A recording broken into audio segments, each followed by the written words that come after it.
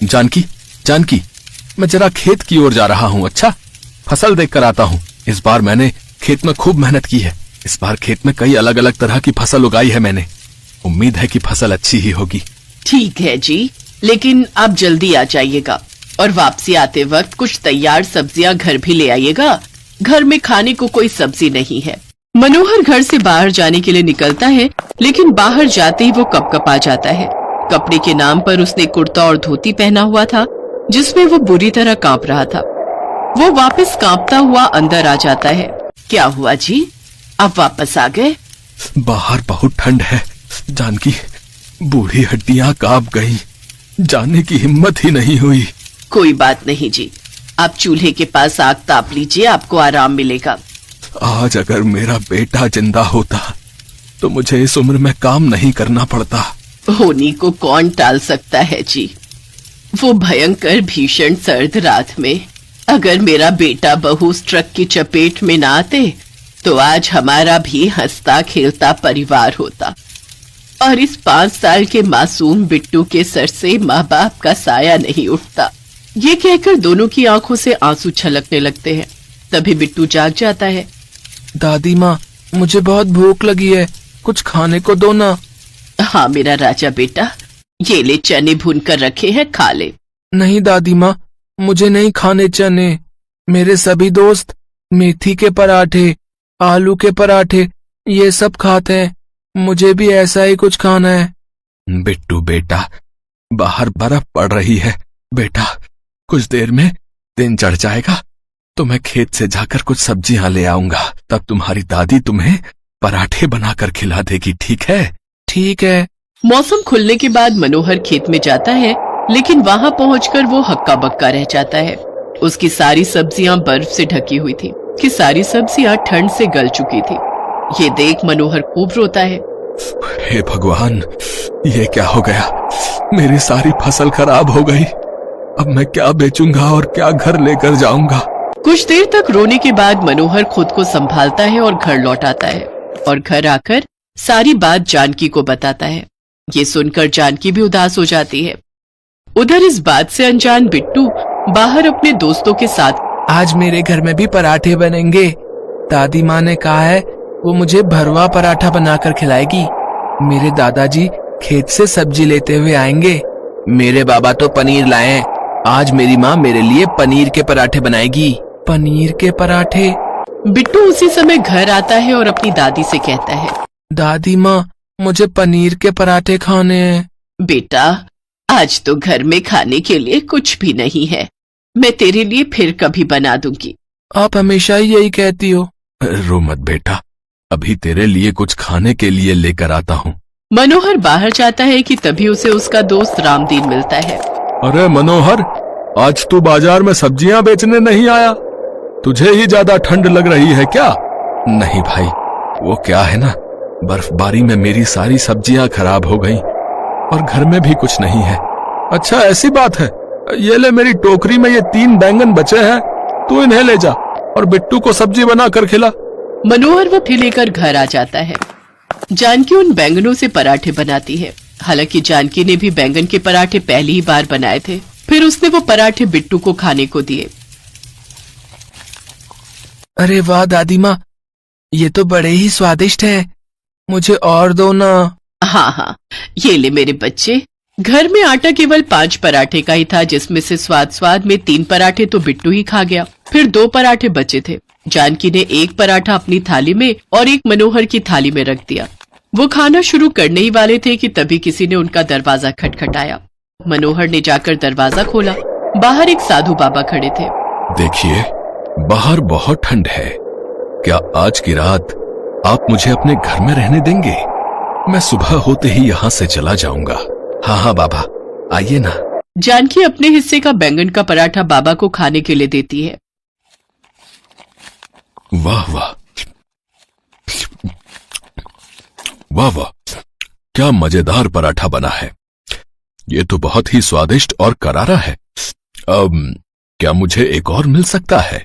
साधु बाबा के चेहरे पर एक अजीब सी संतुष्टि थी। उस दिन मनोहर और जानकी को भूखा रहना पड़ता है, लेकिन घर आए मेहमान को संतुष्ट देखकर वो बहुत खुश थे। फिर मनोहर बाबा के लिए बिस्तर लगा देता है, जिसमें वो आराम से सो जाते हैं। अगली सुबह। अच्छा, अब मैं चलता हूँ। बाबा, हमें माफ करना, नाश्ते के लिए आपको खिलाने के लिए हमारे पास कुछ नहीं है। इसमें माफी किस बात की, बल्कि मैं तो तुम लोगों का आभारी हूँ। कल तुम लोगों ने अपना भोजन भी मुझे खाने को दे दिया और खुद भूखे रहे। तुम्हारे हाथ के बने बैंगन के पराठे मैं कभी नहीं भूलूंगा। आज के बाद तुम्हारे भंडार कभी खाली नहीं रहेंगे। ये मेरा आशीर्वाद है। फिर बाबा वहां से चले जाते हैं। जानकी, मैं खेत में जा रहा हूँ। खेत साफ करके नई फसल लगानी होगी। मैं भी आपके साथ चलती हूँ जी। साथ में काम करेंगे तो काम जल्दी हो जाएगा। दादा, दादी, मैं भी आपके साथ खेत चलूंगा। अच्छा ठीक है, चल, तू भी चल। तीनों खेत पहुंच जाते हैं। खेत पहुंचकर वो सब हैरान रह गए। खेत में चारों ओर ताजे बैंगन लगे हुए थे। ये चमत्कार कैसे हुआ? कल तक तो यहाँ सारी फसल खराब थी, फिर आज ये ताजे ताजे बैंगन कहाँ से आ गए? मुझे लगता है ये चमत्कार उन बाबा के आशीर्वाद के कारण हुआ है। तुम बिल्कुल ठीक कहती हो। वाह, अब तो मैं हर दिन दादी माँ के हाथ के स्वादिष्ट बैंगन के पराठे ही खाऊंगा। हाँ मेरे बच्चे, मैं आज ही तेरे लिए बैंगन के पराठे बनाऊंगी। चलो, इसमें से बैंगन तोड़कर ले चलते हैं। मनोहर और जानकी बैंगन तोड़ने लगे, लेकिन तभी एक चमत्कार और हुआ। वो जितने भी बैंगन तोड़ते उतने ही बैंगन और लगते जाते। अरे, ये तो कभी ना खत्म होने वाले बैंगन हैं। तो कुछ बैंगन लेकर बिट्टू के साथ घर चली जा। तब तक मैं टोकरी में ये ताजे बैंगन बाजार में बेच कर आता हूँ। ठीक है जी। मनोहर बाजार चला जाता है और जानकी अपने लाए हुए कुछ ताजा बैंगन लाला को देकर उसके बदले में थोड़ा आटा ले आती है और घर आकर बैंगन के पराठे बनाने लगती है। उसके जादुई बैंगन के पराठों की खुशबू इतनी अच्छी थी कि उसके पड़ोसी भी उसके घर में आने से खुद को रोक ना पाए। अरे भाभी जी, क्या बन रहा है? बहुत ही अच्छी खुशबू आ रही है। भाई साहब, बैंगन के पराठे बना रही हूँ, आप भी खा लो। भाभी जी, ये पराठे तो बहुत ही स्वादिष्ट हैं। मैंने तो पहली बार बैंगन के पराठे खाए हैं, लेकिन सचमुच मजा ही आ गया। मैं तो कहता हूँ आप बैंगन के पराठों की ठेली ही लगा लो। हाँ। तभी मनोहर भी वहां आ जाता है। उसे भी रामदीन की बात सही लगती है। मनोहर के खेत में इतने बैंगन होते थे कि बेचने के बाद भी बच जाते थे। जानकी उन बैंगन से पराठे बनाकर बेचना शुरू कर देती है। गांव में उसके हाथ के जादुई बैंगन के पराठे सबको बहुत पसंद आए, जिससे जानकी को खूब कमाई होने लगी। साथ ही मनोहर के ताजे ताजे बैंगन भी बाजार में पहुंचते ही बिक जाते, जिससे उसे भी अच्छे खासे पैसे मिलने लगते हैं और वो 1 घंटे में सब बैंगन बेचकर घर आ जाता। अब उनकी गरीबी दूर हो गई और वो सब खुशी खुशी रहने लगे। मदन एक गरीब किसान था। उसके पास जमीन का एक छोटा सा टुकड़ा था, जिस पर वो खेती करके गुजारा करता था। इस बार उसे पूरा यकीन था कि वो अपनी खेती से अच्छे पैसे जोड़ लेगा, पर गांव में सूखा पड़ गया। बारिश नहीं हुई, इसलिए उसकी फसल खराब हो गई। जमींदार साहब, ये आपके कर्जे के सारे पैसे, आप गिन लो। अरे ठीक ही होंगे, और अगर कम भी हुए तो शहर आ जाऊंगा तेरे से सारे पैसे लेने के लिए। सूखे के कारण मदन को फसल में घाटा हुआ था। इस कारण उसे अपना घर और जमीन बेचकर जमींदार से उठाया कर्ज चुकाना पड़ा। अब उसके पास यहाँ रहने के लिए कुछ भी नहीं था, इसलिए वो अपनी पत्नी और दोनों बच्चों के साथ शहर जाने की तैयारी करने लगा। कमला, सारा सामान बांध ले। अब हमारे पास यहाँ रहने के लिए कुछ भी नहीं है। शहर में कारखाने में नौकरी मिल जाएगी, ज्यादा नहीं तो कुछ तो महीनों के पैसे आ ही जाएंगे। सामान क्या ही है, सब तो बिक गया। बस थोड़े बहुत पहनने के कपड़े हैं, वो मैंने इस थैले में भर लिए हैं। सुमन, राजू, तुम दोनों भी इस थैले में अपने कपड़े डाल लो। बापू, इस घर से हमारी कितनी यादें जुड़ी हुई हैं। अभी ये घर जमींदार साहब के नाम हो जाएगा। अब इस घर में वही रहेंगे ना बापू? दीदी, वो बोल रहे थे वो इस घर को तोड़वा कर यहाँ नई फैक्ट्री लगाएंगे। हमारा पूरा घर टूट जाएगा। चलो बच्चों, देर हो रही है, बस छूट जाएगी। मदन परिवार को लेकर शहर की बस में बैठ गया। सबकी आंखों में आंसू थे। मदन अपने दोस्त रतन के घर पहुंचा। रतन ने उसे काम भी दिलवा दिया, पर चिंता के कारण मदन की तबीयत अचानक खराब हो गई। मदन को रतन के घर रहते कुछ दिन हो गए थे।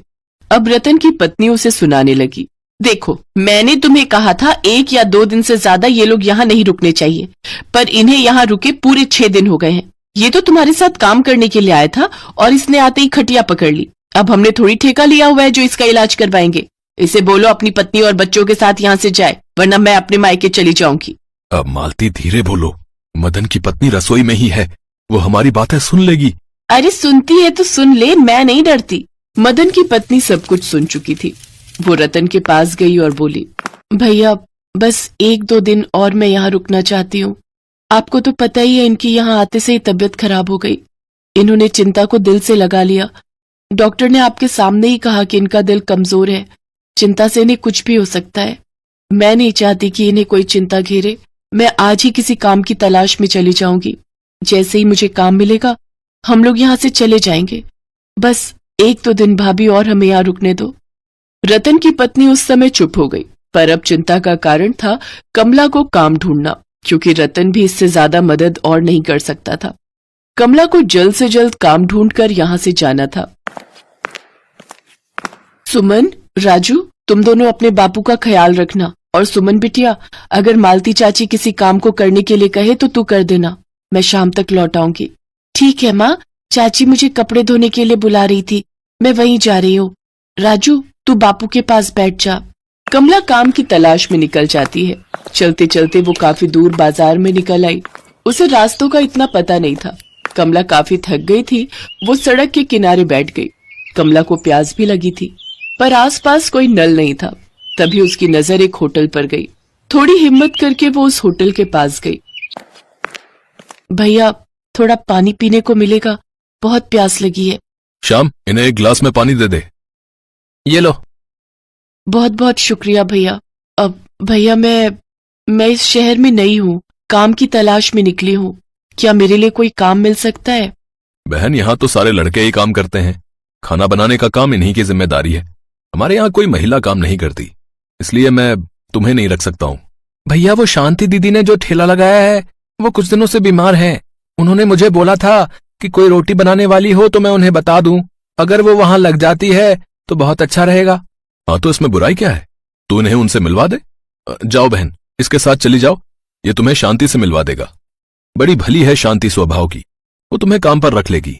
ठीक है भैया, आपकी बड़ी मेहरबानी। होटल का नौकर कमला को शांति के पास ले जाता है। देखो बहन, ठेला तो बहुत मन से खोला था मैंने, पर क्या करूं, तबीयत खराब के कारण बहुत समय से काम बंद पड़ा है। कर्ज वाले कर्जा मांग रहे हैं, पर मैं पूरा दिन ठेला नहीं लगा सकती। तुम कुछ अच्छा बनाना जानती हो तो तुम वो ठेले पर बेचना शुरू कर दो। जितनी कमाई होगी उसमें से थोड़ा हिस्सा तुम्हें भी दे दूंगी। अगर आप कहो तो मैं बैंगन का भरता और तंदूरी रोटी बहुत अच्छी बना सकती हूँ। गांव में मेरे हाथ के बैंगन के भरते की सब बहुत तारीफ करते थे। यहाँ भी सबको बहुत अच्छा लगेगा। हाँ, ये बात तो तुमने अच्छी कही। बैंगन का भरता साथ में तंदूरी रोटी और रायता, सब कुछ लोगों को बहुत पसंद आने वाला है। एक काम करो, तुम कल से यही शुरू कर दो। ठीक है, मैं कल से आ जाऊंगी। आपका बहुत बहुत शुक्रिया। मुसीबत की घड़ी में आपने मेरी इतनी मदद की। बस अब तुम्हें मेहनत करनी है। खूब मेहनत से काम करो ताकि हमारी अच्छी कमाई हो सके। कमला शांति से बात करके घर आ जाती है। अगले कुछ दिनों तक वो रोजाना ही सुबह शांति के पास चली जाती और वहां पर खूब मेहनत से बैंगन का भरता और तंदूरी रोटी बनाती, साथ में बूंदी का रायता। सब लोगों को इन तीनों चीजों का स्वाद बहुत पसंद आ रहा था। धीरे धीरे शांति के ठेले पर ग्राहक आने लगे। ये देखकर शांति बहुत खुश थी। उसे पता था कि कमला अगर है तो उसकी कमाई है, क्योंकि उसके हाथों में वो स्वाद नहीं था जो कमला के हाथों में था। कुछ दिनों बाद कमला ने एक कमरा किराए पर ले लिया। रतन भैया, आपने हमारा बहुत साथ दिया। मुझे किराए का कमरा मिल गया है, इसलिए अब हम वहीं रहेंगे। मदन का ख्याल रखना भाभी, और किसी भी चीज की जरूरत हो तो मुझे बता दिया करना है। रतन, तूने इतने दिन साथ निभाया, क्या ये कम है? चिंता मत कर, ठीक होते ही तुझसे मिलूंगा। मदन और रतन एक दूसरे के गले लग जाते हैं। कमला किराए का घर लेने के बाद फिर से बच्चों को एक स्कूल में डाल देती है ताकि बच्चों की आगे की पढ़ाई हो सके। कुछ दिनों में मदन की तबीयत में थोड़ा सुधार हुआ। तुम पूरा दिन ठेले पर मेहनत करती हो। रतन बता रहा था एक कारखाने में नौकर की जरूरत है, महीने के 8,000 रुपए मिलेंगे। मैं सोच रहा हूँ मैं भी वहां काम करने लग जाऊं, हम दोनों मिलकर मेहनत करेंगे तो अपने बच्चों को वो खुशी दे सकेंगे जिसके लिए वो आज तक तरसते रहे हैं। तुम ठीक कह रहे हो, हम दोनों खूब मेहनत करेंगे। तुम्हें पता है बैंगन का भरता, तंदूरी रोटी की स्पेशल थाली कितनी मशहूर हो गई है। शांति दीदी का मन है कि अब हम एक होटल खोल लें। बहुत सपना देख रही है वो भी। बस ईश्वर करे हमारा ये सपना जल्दी पूरा हो जाए। तभी शांति भी आ जाती है। समझो तुमने ईश्वर से मांगा और सपना पूरा हो गया। अभी अभी होटल के लिए बात करके आ रही हूँ।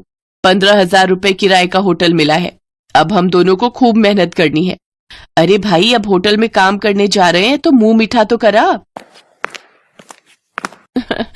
ये लो दीदी, मेरे हाथों से ये गुड़ खाओ। कमला शांति के गले लग जाती है। शांति भी सचमुच बहुत अच्छे स्वभाव की थी। कमला के हाथ के बने बैंगन के भरते को खाने के लिए दूर दूर से लोग आने लगे। गरीब की मेहनत रंग लाई। मदन और कमला अब दोनों मिलकर अपने घर के लिए खूब मेहनत से काम करते ताकि वो अपने बच्चों को वो सारी खुशियां दे सकें जिसका वो कभी सपना देखा करते थे।